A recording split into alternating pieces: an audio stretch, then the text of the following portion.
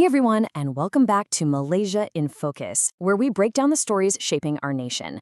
The government is spending billions on financial aid next year, but how it reaches you is changing completely. Okay, let's dive into this. We're going to make sense of the new 2026 social aid system, so you know exactly what you and your family are entitled to. First up, let's just talk about the sheer scale of this new plan.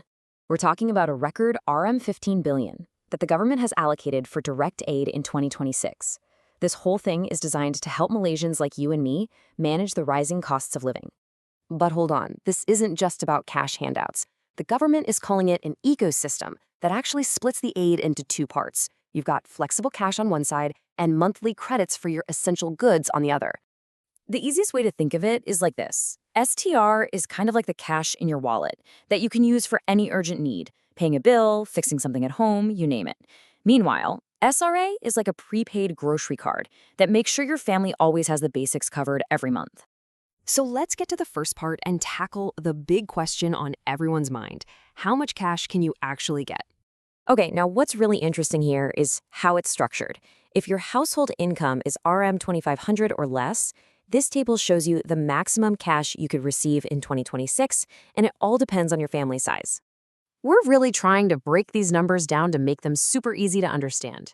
If this is helpful, just take a second to click like and subscribe so you don't miss out on our future explainers. And for households in the M40 bracket, so that's with an income between RM2,501 and RM5,000, these are the corresponding cash amounts you'll be looking at. So here's a really crucial point, especially for singles under 60. All of your aid is actually moving to the SARA credit system. Eligible seniors, on the other hand, will still receive cash assistance. Okay, so now let's look at SARA, the second part of this ecosystem. This is new for 2026, and every single STR recipient is going to get it. This table brilliantly illustrates how the aid is targeted. You can see that depending on your category and whether you're registered in the eCasi poverty database, you'll get a specific monthly credit loaded right onto your MyKad. And listen, you can't just spend this credit on anything. It's specifically for 14 categories of essential goods at participating stores. You know, places like Maiden, Giant, 99 Speedmart, and even your local sundry shops.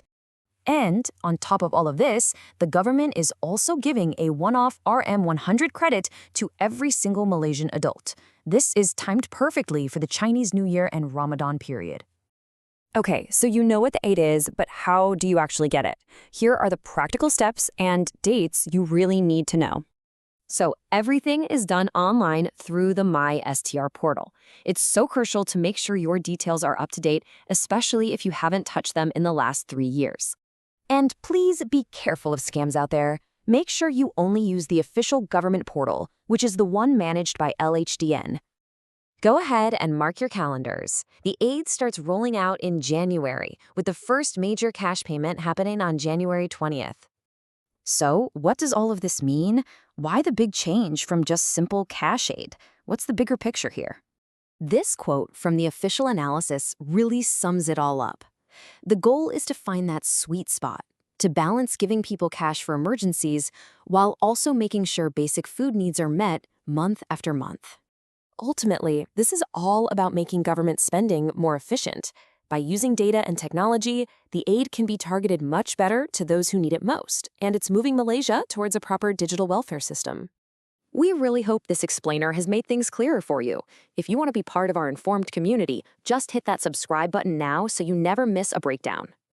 And this leaves us with a final thought. You know, this new system is really just the beginning. As more and more of our government services go digital, how is it going to change the way we receive support and interact with the state? Let us know what you think in the comments.